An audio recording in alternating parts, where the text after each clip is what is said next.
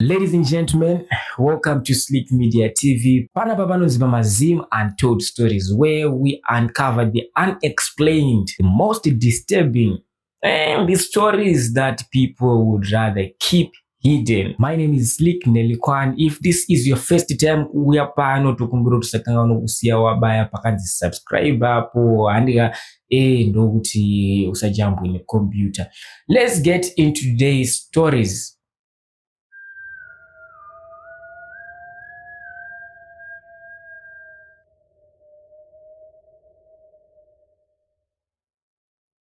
Mukoma Sleek makadini. Ini ndinofara chose. Ndine kanyayo kangu kandinoda kukutaurirai. Zvakaitika ndezvekuti ndakakurira panochengetwa nherera. Saka tairara mumarooms. But mumwe nemumwe airara pamubhedha wake. Like mami nemabunk beds. Saka mumwe nemumwe airara pabhedhi yake. Saka pane zvaiitika manheru pachildren's home ipapo. Kuti kana wakarara waigona kunzwa masounds asinganzwisisiki, vanhu vanotaura panze, like kutaura like nendimi usinganzwisisike, kuti uchiedza kuda kunzwa kuti chii chiri kunyatsotaurwa but usinganzwe kuti chii chiri kunyatsotaurwa. Zvaiwanzoitika manheru, everyday manheru kana wakurara. Asi zvaindishamisa ndezvekuti inini ndega ndaizvinzwa pahome ipapo.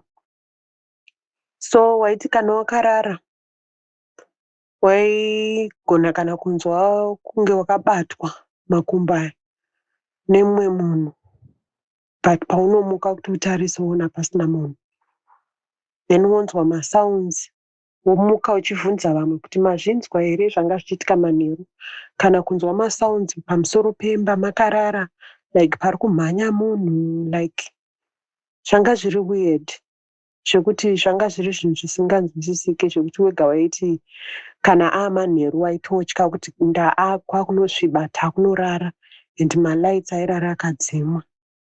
So izvi zvakaitika kwenguva yakati rebei, and then there is this other time yekuti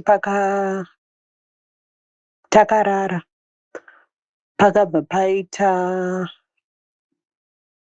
like chinhu chakauya chakarara padhuze neni.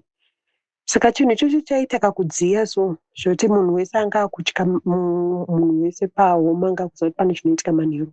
Like patikavhunzana vanhu vanga vakunyatsova attentive zvekuti uda kunyatsonzwa kuti chii chinoitika manheru. Saka musi uyo ndakati ndarara, ndanzwa chinhu chaita kunge chauya chikarara paside pangu. Ndibva ndadedzera zita ndichifunga kuti pamwe vamwe vangu vauya kuzorara neni vari kutyawo seni. Vandashedzera ndikati Linda ndiwe here? Zii. Chinhu chiya hachina kudaira. Apa ndainyatsonzwa chinhu chifema chiri pasaidi neni. Ndikati Linda uya, zii. Apa light rakadzimwa. Then ndati Linda hasi kundidaira pamwe, hasi Linda pamwe ndi-Antoinette. Ndibva ndashedzera Antoinette ndiwe here? Antoinette zii. Ndati chii chiri kumbonyatsoitika ichi? Saka kuti ndinyatsoramba ndichishedzera manje ndakutya pandakarara. Ndibva ndascreama kudaro. Vanhu vese bva vamuka, light rabatidzwa kudaro. Zvanzi chii nhaiwe, chii? Munhu wese akubvunza kuti chii. Ndibva ndakudedera ndichivaudza kuti pamubhedha panga paine chinhu. Vavavhura magumbezi angu. Ndikati pane chinhu chauya changa chakarara padhuze neni. Vavavhura magumbezi angu. Pavakavhura magumbezi takaona tumabhonzo tudiki diki turi pasaidi. Tumabhonzo kunge tumabhonzo twechicken, tumabhonzo so. Pakwaiedza mangwana makuseni. Ndakutotya. But ndaivaudza kuti musadzime light, because mukadzima light zvinhu zvinoitika. Saka rimwe zuva manje ndobva ndazonzwa munhu watairara naye pamubhedha akuti mumba muno mune zvinoitika, pamba panapa pane zvinoitika. Ndikati chii, maifunga kuti ndinonyepa, maakuzviona kuti pane zvinoitika. Zvikanzi nezuro pana ndakarara manheru pane chinhu chakauya chikandibata. Ndikati ndiye ndichikuudzai kuti pane zvinoitika manheru but mamusingabvita mamusingambondinzwa. Saka pane mumwe musi so pakapendwa marooms edu, muhumi makapendwa marooms akapendwa, vanhu pavanzi varare pasi. Vatatanga kurara pasi, tarara pasi kudaro, takarara tese tiri pasi, like takawaridzirwa pafloor patarara pasi. Saka manheru iwaya takarara, handanzwa kunge ndikutswinywa. Ndasvidzira futi ndikati Linda zii, Linda zii. Ndikashedzera futi ndikati Antoinette, ndichifunga kuti vamwe vangu vari kunditswinya zii. Zvinhu zvakandinetsa izvo zvokuti chii chiri kumboitika. Zvadaro handamuka mangwana makuseni ndikafunza vanhu kuti ko ndiwaitswinya tswinya vanhu nezuro iri takarara. Vanhu vakati hatizvizivi. Zvakaitika kwenguva refu zvinhu izvozvo zvichingoitika zvekuti this other time patatakarara matron, pana matron, because paiuya mamatron akasiyana siyana pahumi papa, handitaure zita rehumi iyoyo, but paiuya mamatron akasiyana vaiuya kuzotsvaga mabasa vachishanda ipapo. Vamwe vainamatawo, vamwe vaibatawo zvavaibatawo, but pane vamwe vatakagara navo vainamata. Ndobva vataura, ndobva vati, because vaiva nemarooms avo, mumwe nemumwe aiva nebhedroom yake. Vamuka vavati pane zvandiri kuona mumba umu. Pane mukadzi wandinoona anenge aine bvudzi reblack, akapfeka zviwaiti, akamira pakona. Saka ndinomuona mumba mandinorara. Yebva yavhundutsa vanhu vese. Zvisinei, nyaya idzo dzobva dzatanga kumboti taurikei pahome papo. Paita futi vamwe matron vatanga kutaura kuti pane munhu wandinoona kumafoni ndichimutsa vana. Pane munhu wandinoona wanenge akapfeka tunhu, mukadzi wandaona akapfeka kadhiresi, mukadzi mupfupi wandaona akapfeka kadhiresi kewaiti, achifamba akadzika nekuzasi uko. Nyaya dzacho dzadzakubuda ipapo dzakawandisa zvekuti zvinotyisa. Bva ndatanga kutoona kuti handisi ndega ndakuona zvinhu izvi. Papatozoita maconfessions hobo. Saka later on ndobva tikazonzwa kuti home iyoyo yakavakirwa pamusoro pemakuva. Pakaita zvekuti pakagredwa ndobva pazovakirwa pamusoro pemakuva. Saka vamwe vaizvinzwa, vamwe vanga vasingazvinzwi, but inini ndakazvinzwa. But izvi manje vamwe vanga vakutotaura kuti pane zvatinonzwa, tonzwa vanhu vachitaura manheru, like language isinganzwisike, zvekuti ugona kunzwa unzi zvisinganzwisike zvekuti ukada kusvika padhuze haunyatsonzwa kuti zviwedza unzi chii. Mumwe mukadzi akatombozvitaura akati ndanzwa mavoices, but pandaedza kuti ndisvike kuti mavoices aya ari kutaura kuti chii, mavoices aya abva anyarara. But pana ndakudzokera kunorara ndakanzwa kuti mavoices aya achitaura. Kuti ndidzokere kuti ndinonyatsonzwa kuti mavoices akamira sei, ndakabva ndanzwa mavoices aya anyarara. Saka paityisa pahome ipapo, zvakawanda zvaiitika zvaingotyisa. Minoti nanhasi pachiri kutyisa here, but paityisa. But nanhasi ndinongoti ndikagara pamba panotyisa kana panobatwa mishonga, ndinongokasika ndazviona ndobva ndabva, because ameno ndakatoona kunge pane zviri pandiri zvinotondibatsira kuti kana ndikagara pamba pandiri ndatogara ndikatoona kuti pamba apa panomira musha, ndotobva ndakasikidza ndabva. Ndonyaya yangu iyoyo mukoma Slick. Paityisa pahome ipapo, panga pasingararike manheru, uchinzwa noise usiku, uchitya, waitoti kana manheru waitotya kunorara because of noise iyoyo yaiitika. Ndonyaya yangu yandandauya nayo mukoma Slick. Maita basa manipawo mukana, muve nezuva rakanaka, Mwari vakukomborerei. Asi ndinongokurudzira vanhu kuti ngavanamate nekuti Mwari variko vanorwira. Maita basa. Bye-bye.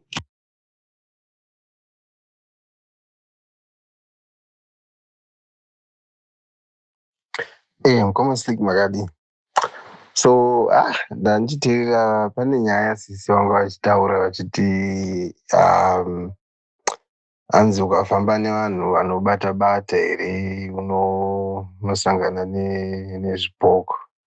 I don't believe hangu it's true. Iyi ndine nyaya yangu yandakabva kuita yandakabva kusangana nayo. Ndiri kushanda ndiri kuUK kuno kuamekera. So the thing is ndakaona rimwe basa pane imwe imba muManchester uko.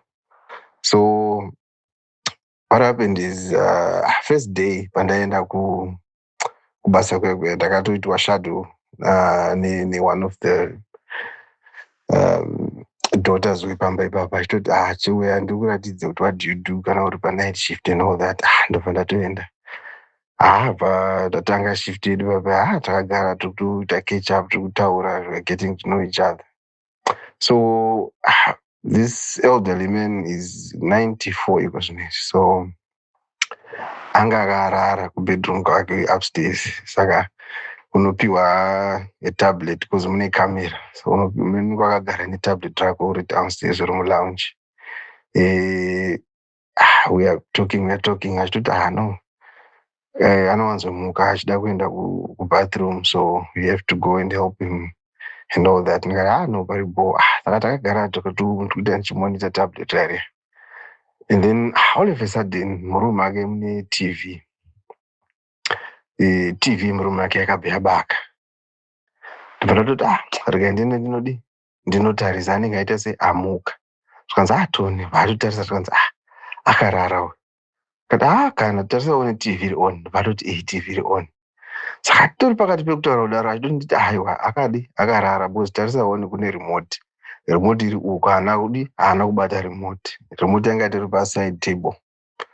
Ndobva tikabva ndati so what happened? Zvikanzi akarara uyu. Bva ndatokwiza. Saka ndisati ndatokwidza kuenda kurumu kwake, TV yakabva yadzima. Ndobva ndatomuti kasi makaisa timer here? Zvikanzi no hapana time. Ndangoti hameno zvaitika. Bva brush off. Shift yatopera makuseni ndobva ndaenda kumba. So pakapera 2 months, 2 or 3 months, ndanda kushanda ndiri 1 papa. So ndasvika papa ndatomendisa kubed namuchinja mapijama zvese and all that. Atopinda arara. So I was tired that day. Ndakatoti no, at times kana uri tired you can go and lie on the bed. Kune room iri next neyake, but unoenda netablet so that paanomuka unoita se unomuona. Ndichibva ndaenda upstairs kwake, ndatosvika ndaisa tablet rangu paside pebed. Ndinoti ndangu paFacebook. Saka ndakadaro bva ndabatwa nehope. Ndisati ndatombo kana 5 minutes ndaita doze off. Mukoma Slick ndakanzwa bvudzi kumerera. The next thing ndakanzwa ndabatwa pakolapa. Ndobva ndabatwa neparist. Ndikakuudza kuti ndakadhonzwa kusvika kusiiwa ndagara pamubhedha. Saka ndiri kusvinura kudaiwo so ndikuona pane chakaita like a white figure chiri like I can't really explain it, but it was white, pure white. Ichiita se ichifamba nepamusoro pangu ichinopinda pane makabhodhi anga aripo paheadboard racho. Ndakamirira. I was trying to process ndagara pepe. Ndakuzama kufunga kuti what happened panapa. My heart was pounding. Hey, todii. Ndakapedza about 2-3 minutes ndakagara. Ndobva ndatora netablet rangu, bva ndadzika, bva ndanogara pasofa, bva ndabatidza TV. Mumwoyo wakamboti iwe buda uende unogara mumota ufone. Ndikati kana rega ndinamate. Ndobva ndatanga kunamata. That was kuma 2 a.m. I prayed Mukoma Slick kusvika kuma 4. pandakapedza shift. Hameno zvinhu zvakangonditi dzokera murumu imomo. Ndakakwidza upstairs ndichinotarisa kuti just to check up on him kuti anga ari sei, because the next person aizouya kuma6. So I have to make sure kuti ari in a comfortable position and all that. Ndisati ndabuda imomo pandaenda murumu yabva nokunosvika pandati I'm sorry kana pana zvandakanganisa. Pandadzika pandabuda pandanogara mumota. Reality ndopa yakazonyatsoti it has sink in mind that no, there's definitely a presence in that house. Pandataka kufolera vanhu. UK yakatakura kurema guys. Indaingofunga kuti zviri kuvanhu vatema chete. No. Zvinowanikwa futi nekuvarungu zvinhu guys. And then the other day, after that encounter, ndakati handidzokeri futi murumu imomo. Ndobva ndagara mlounge. Same thing, pandaita nod off. Dzikirira rakandibata. Kana kuti Jesus ndakatadza chandakangokwanisa kumuka ndichiridza mhere kuti mai, kana vaiona pamakamera vakangoshaya kuti munhu uyu ari kuti kudiko. But nenyaya yekuti ndichida mari, ndakati handimboregedzi kuenda. So I've been quite prayerful for this past few months, so I'm not really bothered, because that presence, if it was going to harm me, the sure ingade yakandita rafu kudhara. Because ndakazotaura the daughter wacho, ndabuda ndichibva ndazomufonera ndakati ndozvandasangana nazvo zvikanzi we think there's a presence there, because and we think it's his wife. So but don't worry, it's a friendly presence. Don't worry much about it. Tizotaura patinoonana. Then patakazoonana akauya ari masikati. I was doing an afternoon shift. Then vasotanga kundiratidza imwe footage yanga ari pachotanzi the other time ndakatoti ndiri downstairs omuno muchiita night shift iyoyo. I saw a light pacamera ranga riri kuita hover. That white cloud yanachikudza hanzi yaita hover on top of him. So hanzi I thought maybe there's something palens recamera. Hanzi bva ndatokwidza. Hanzi ndapinda mubedroom yameya. Haana kubatidza light, mamune bedside lamp kangarimo. So hanzi ndakaenda pakamera bva ndanowaipa kamera. Hanzi ndiri pakamera ndakatobata kamera ndichitotarisa kudaiwo. So that figure vayaita shift vayaenda paside kuti ange kutondivhurira way kuti enda paside. So hazvisi kuvanhu vatema chete, even kuvarungu zviriko zvinhu izvi. So mukutaura nemamwewo macarers varipo mumwe mudhara is like a family friend anouya achitiwo shift. Hanzi ndakati ndakupedza shift yangu manheru makuseni, hanzi ndatomira padhoro rekuti ndibude kubuda mumba macho. Hanzi ndakangonzwa, hanzi I was worried because he had been restless all night. Hanzi ndakati ndamira padhoro hanzi ndakangoti amene chakangonditi cheuka. Hanzi ndatarisa on top of the stairs. Hanzi ndakangonzwa a voice as clear as day richiti no, don't worry, you can go home now, I'll take over from here. Hanzi ndakangovhara door ndatobuda over ndaenda. So ndo encounter ndakaitawo nayo kwatiri kumabasa kwatu.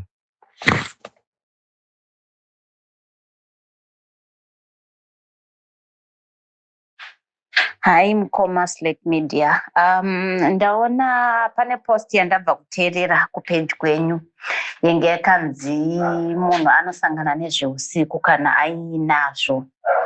And pandateerera story zvangondipawo shungu dzekushare my own story, which happened pandakanga ndiri grade 7. So inini ndaidzidza kumusha, and it's not always kuti unenge uine chauinacho, but to my understanding nyaya inoitika ndeyekuti zveusiku hazvingoonekwi, asiwo pano neapo une musi unongoitawo mahwekwe nazvo. So zvakaitika ndezvekuti ndaive grade 7 ndichidzidza kumaruzevha kunonzi kudewedzo kwaMutendebvuri. Ndopandaidzidza ndichigara kwasekuru wangu kwakaberekwa mai wababa wangu. Saka ndichigara ikoko mbuya vandaigara navo vakazoshaika, vakashayikira varwara vachigara kuHarare. Ndobva taita rufu zvese. Ndobva pazonzi musi waifanira kuya bhodhi kumaruzevha kunoitwa zviya zvekunzi vana vese vemunharaunda wanenge waine vabereki vari parufu kunyanya weHukama mune kumba kwamunonzi endai munorara kumba kwambuya nhingi kana kuti kwamai nhingi, mune mungori vana chete ikoko vabereki venyu vari kurufu. So inini nekuti ndaigara nambuya ava musi vauya bhodhi zvakabva zvanzi ndinofanira kunge ndiripo nevamwe vazukuru vemumba panosvika bhodhi tichitambira mbuya wedu nekuvaimbirawo nekuzoonawo zvinoitwa parufu, then tozonorara later on kune vamwe. Zveshuwa bhodhi yakasvika vanhu vakachema tichichemawo. I was in grade 7. Vamwe vazukuru vanga varadii kwandiri, inini ndinda ndiri muhombe. Saka tachema tabva tamboimba zviya zvinongoitwa parufu around midnight. Ndobva zvazonzi inini nekuti ndandiri muhombe vanokati vana ngavachiende vanorara kwakusimbori kure, kakangori kachinhambwe I think ndingangoti chiko ekilomita kwatainozorara kana kutoti ekilomita rakakurisa. Tazoenda kuya tasvika kwataifanira kunge ndakuti tazoenda inini ndiri kuya ndobva ndichifanira kuenda kuya vamwe vana vanga vari vadiki kwandiri. Ndobva vanzi vanongorara nazvya zvekuti anenge ari mudiki anorara kana kuti nemumwe munhu mukuru like mwana ane 2 years ane 3-4 years haanetsi kuisa. Indobva ndanzi ndichiende, ndobva ndaperekedzwa halfway, ndobva ndasiwa ndakunzi pambapo, but pasara pacho ndaifanira kufamba mubani then ndozosvika pamba. Saka ndakangosiwa halfway, ndobva ndanzi pambapo ukakrosa bani unenge watosvika. Zveshuwa vanhu ndobva wadzokera, inini ndobva ndasara manje ndakukrosa mubani muya ndapakati nepakati. Ndakatanga kunzwa hurekure kumusha kune kashiri kanochema zvokuti kanoita noise kanonzi hurekure. Kashiri aka kakachema twanga twakawanda tuchidairirana bani rese kudai. Hameno zvandakangonzwa munyama mangu, ndakangonzwa bvudzi rangu rese iri kunge ramira kudai kumerera. Hameno zvandakangonzwa zvandanga ndakambonzwa upenyu hwese. Ndobva ndangoti rega ndicheuke ndione kuti kumashure kwangu kunei. Hameno zvinoitawo ziso. Ndichinoti cheu ndichitarisa mudenga kudai, ndopandakaona rimi remoto rakakura zvakaita sengatiti 10 liters chibhaketi, but waifamba uri mudenga uchienda kudai kunge nemhepo. Kumashure kuchisara zvimwe zvimoto zvinenge zvichiita kuteerera like zvidiki zvidiki zvichiteerera zimoto zihombe. Saka ndakabva nhano yangu yakati tsemu, ndobva ndati speed kumhanya kuti ndipedze bani because kwandaienda ndokwakanga kwakudhuze. Ndakamhanya, ndichinomhanya ndichisvika pamba handizivi kuti because handizivi kuti chakanditakura chii, ndakamhanya sei handitozvinzwisisi nhasi. Asi pandaimhanya ndaiti ndikacheuka ndaiona moto uya uchiita kunge uri kuteera kumashure kwangu uri mudenga kudaro. Ndakamhanya ndikasvika ndikangogoma dhoo. Nguva diki diki ndakanga ndatosvika ndobva ndagoma dhoo kudai. Inini nedhoo tichinowira mukati tose, asi ndandisiri izera rekuti ndingarohwa dhoo kawane nesimba rikabva radonha. Ndawira mukati, vamwe vana wese vaya vakanga varimo vakazara, kwakanga kutoriwo nevamwe vana asi vari wahombe kwandiri, kungori kumaform 2 vari kumaform 4, ini ndanga ndiri grade 7. Ndobva vangotowo dhoo ravhurika kandobva payadhi pangoita zichiedza kudai kuti ngwee. Munhu wese vana vakanga vakamuka nevahombe vaya. Ndobva waona zvaitika, ndobva wangondidhonzera kubva pamusoro pedhoo paya ndiri mukati, bva tasimudza dhoo bva tatidzosera paya bva tatsimbirira dhoo kudai. Kwakungoramba tiripo takatsimbirira dhoo takati zii. After some minutes chiedza chiya ndobva changoenda, ndobva kwangu nomaurima bva rachiuya kudai. ndobva tatongonzwa unamino zvaunongonzwa muropa kakungosununguka. Ndobva after some time vakuru vobva vazviwa bhedhi ndobva taitsigira padho ndobva tarara. Makuseni tichinodzokera kuya because makuseni takaenda takamuka kuseni nekuti hatina kumbonyatzorara nekudya. Titori murodhi kuenda ndobva tasangana nevamwe sekuru vangu vachitouya kumba kunoona kuti takarara safe. Ndichingoda kutanga kutaura nyaya yangu vanhu vese ndofunga wakanga vari wakatoti takaona zvakaitika manheru pakaita moto rimi remoto. Ndobva ndakutozotsanangurawo ndichiti pakaitika rimi remoto paya ndakanga ndakatotarisana naro rakandimhanyisa kunosvika kumba. Vanhu vakazongotangawo kutaurawo zvakawanda vamwe vachiti ndimbuya vako here vaikuperekedza kumba, vamwe vachiti ndo zvinongonzi zveusiku, vamwe vakati ndo chinonzi chipoko. Asi inini ndo zvandakasangana nazvo ende kuzobvavo ipapo gore iroro handina kuzombosangana nechimiro chakaita sechocho futi. Saka handingabhilivhi kuti zvinonzi kana uine mushonga uinawo. Ndakanga ndakuwana kupi mushonga? Ini ndakanga ndiri mwana anongowa grade 7. I hope inoinspire someone nyaya yangu. Thank you so much. Hameno ndozozivawo kuti munenge maposta. Thank you.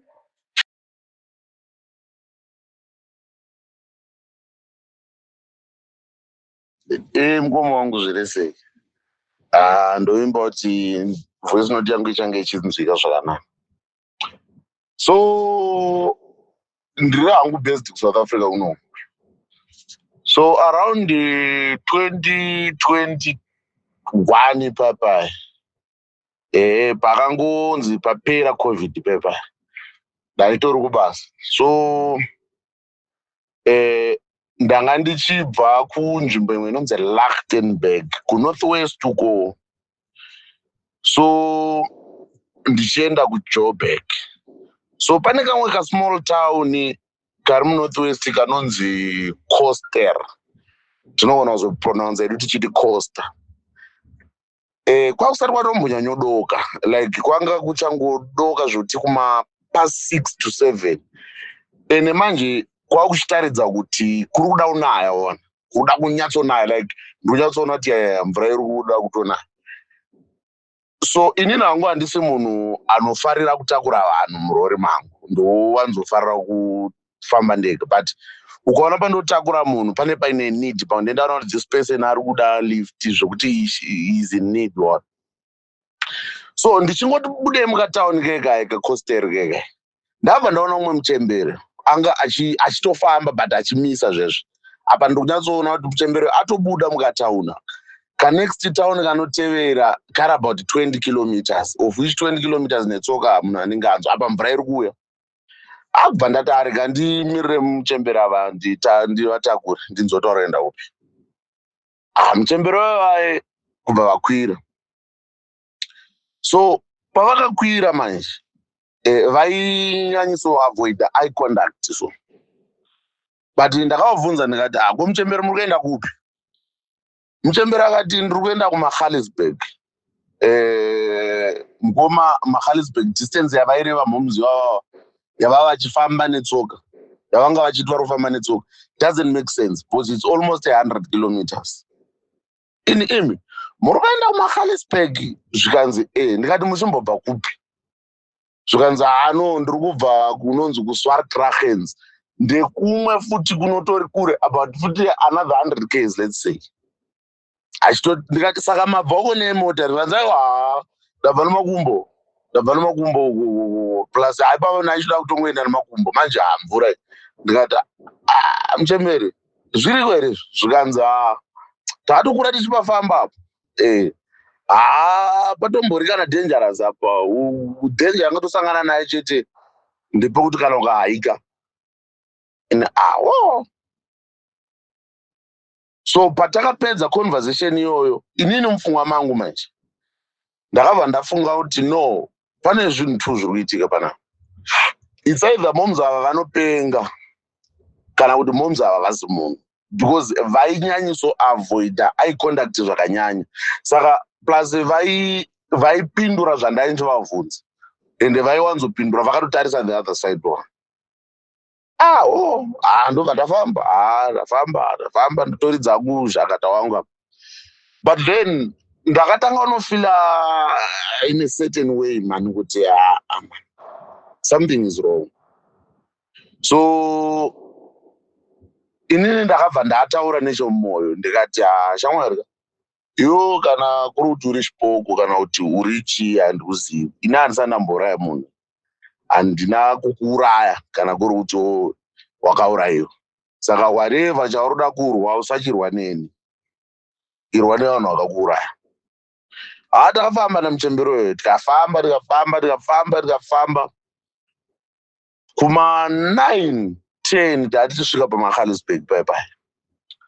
Ndikasvika ndikati muchembero tasvika paMagaliesburg, saka imimi chisarai panapa. Muchembero kubva ati inini hangu paipai ndandati undisiye kuMagaliesburg because ndandichiti kana ndasvika kuMagaliesburg hakune kwasafe, but inini kwandiri kuenda chaiko kuKrugersdorp. Ini ndikati mai muchembero handisvike Krugersdorp because ndoda unobata rodhi inoenda Pretoria pamberi apo, zvikanzi aiwa ndopaziva unonondisiya ipapo. Ndikati but pasango mhani muchembero, zvikanzi aiwa ndotoziva ndotaura handi unonondisiya ipapo.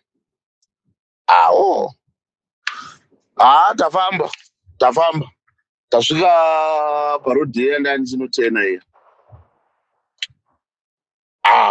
Muchembere tasvika kandiwo panapa, ini ndakudai so straight apa inoenda Krugersdorp. Muchembere akati manje urikuda kundisiya pasango uita sesha handi Krugersdorp. Ndikati muchembere iwo chokutanga iwo ndakutakura uchiti uri kuenda kuMagaliesburg, ofu chatosvika kuMagaliesburg kwacho tikatodarika. So rori ino yauri una ndichidhiraivha haisi yangu iyi ndevarungu, ndatongokubatsirawo, handiri kuona danhana kutora mari yako. Saka manje iwo kuti ndizopfuurira nerori ndichienda newe kuKrugersdorp hazviite. Ndobva popota muchemberoyo akataridza kuti abweka. Ndobva aburuka but ndobva asiya dhoo rakavhurika. Hana kuvhara dhoo kupassenger. Kubva ndasimuka hangu inini kusitira kubva ndasvika ndikanovhara dhoo rere. But manje ndakati ndiri kufanira kumuona muchembere ndisati ndasimudza rori kuitira kuti ndisaita mistake yekumuchaisa. Saka ndachitarisa mamira angu ese, pane rinoona kumberi nevandaanoona kumashure. Handisi kumuona mhani munhu ari papi. Kubva ndazongoti arega ndiburuke ndimutarise kuti ari papi. Ndaburuka mukoma ndatendera rori, handina kumuona. Tendera rori handina kumuona. Ndatarisa pasi perori handina kumuona.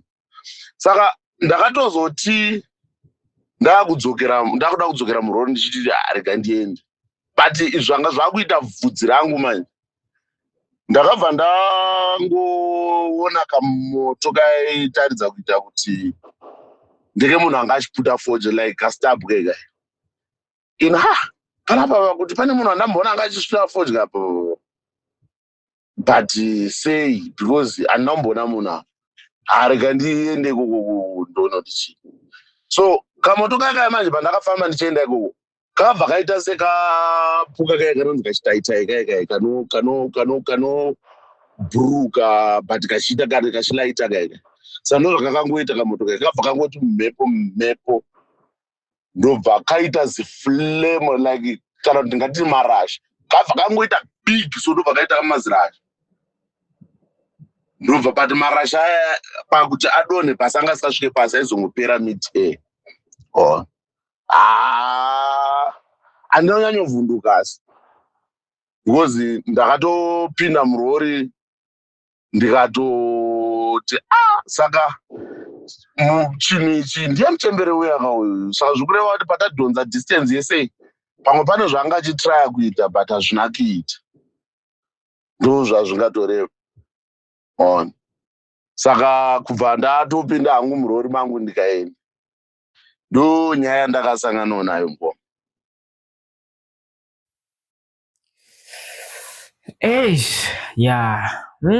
Zvakaoma ladies and gentlemen, but you know as usual poto ndinongoisiya kwamuri kuti tingatiizei mucomment section. Let me know what you think in the comment section maererano nenyaya idzi.